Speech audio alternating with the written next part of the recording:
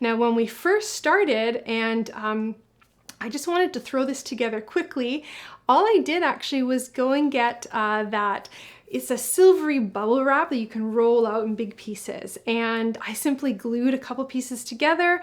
I did a basic frame around the wall, and I just like stapled it, I think. Yeah, I just stapled it across the wall, and that was such a simple technique to divide off the space with an insulated material, and it worked like a charm. Like, it looked a bit, you know, silly, but it worked amazing, and it was just such a quick and easy solution. And so my space in here maintained a fantastic temperature all winter, and the warm space, like on the other side of my bubble wall, remained like 20 degrees Celsius. So like room temperature on one side, and then refrigeration temperature on this side.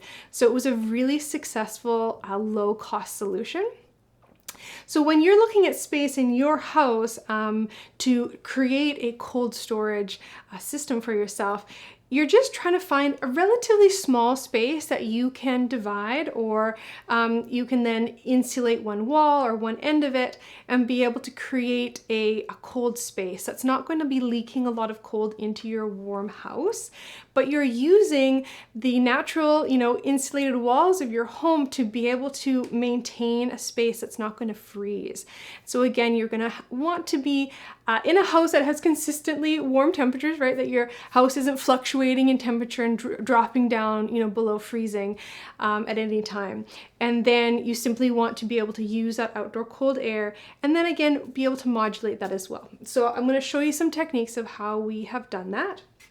With the vent, what we did is we simply got one of these little vents, you know, for either go on the floor for your heating vent.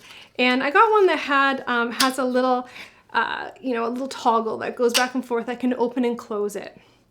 And so then what I was able to do is just keeping an eye on the temperature, and if it's dipping to, you know, fairly cold, like quite below freezing, you know, for us, like maybe 15 below zero, so that's 15 Celsius.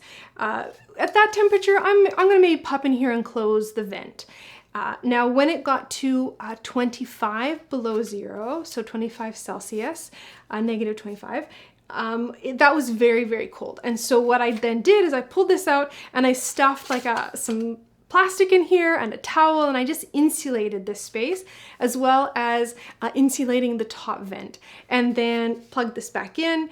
And even though it was extremely cold for about 3 weeks outside, this space never froze, but it still was nice and cold. So these little techniques are super simple, and you can then, you know, maintain a really great cold temperature in your cold room.